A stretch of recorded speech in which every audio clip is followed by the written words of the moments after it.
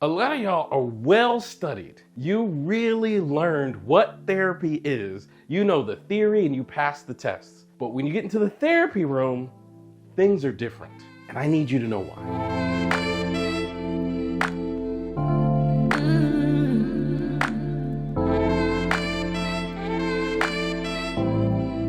I get a ton of emails from people, literally on a daily basis, asking about using solution-focused brief therapy.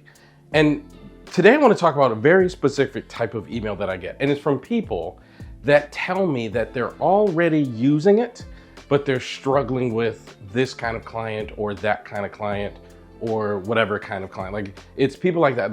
Like I use solution-focused brief therapy, but I'm really struggling when the client has such and such. And I want to tell you, like, the harsh truth, the straightforward truth. I want to be very direct with you. I'm sure you're already using it, but the question I always have is how well? Like, how much mastery do you have of this approach? Not how much knowledge do you have about the approach. I'm sure that's quite high, but it's really how much mastery do you have of the language of this approach? Because once you have the real high level of mastery that's required, then you understand how to use it with your client, whether they have insert problem or this kind of problem or XYZ problem or whatever. It just flows from you. I think you need to learn how to use this approach. You can practice it from a flow state, from an area of expertise, and from an area of complete fluency.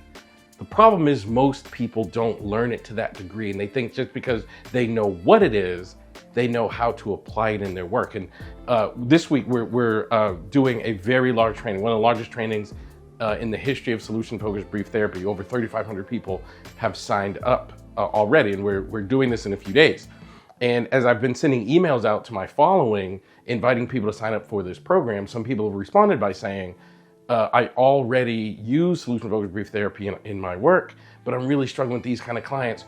Will this training help me? And the answer is yes. The training will help you, not necessarily with that specific client, but the training will help you gain the level of mastery that is required so that you can make a difference in your clients' lives by flowing through this approach, by being fluent with this approach, by having the skill to use this approach. I've been traveling around the world and online teaching solution-focused brief therapy for over 20 years.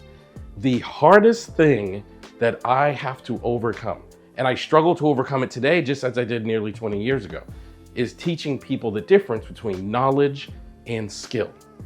All of those people who email me, I'm sure they have a high amount of knowledge, but they've confused knowledge with skill.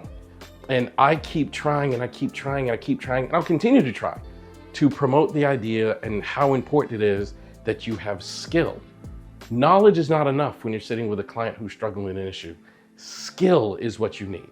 So do what you need to do to build up your skill, to build up your artistry with the craft, to build up your mastery with the thing that it takes to get good in solution-focused brief therapy. And that thing is the art of asking the kinds of questions that lead towards change, regardless of what problem brought the client into your care.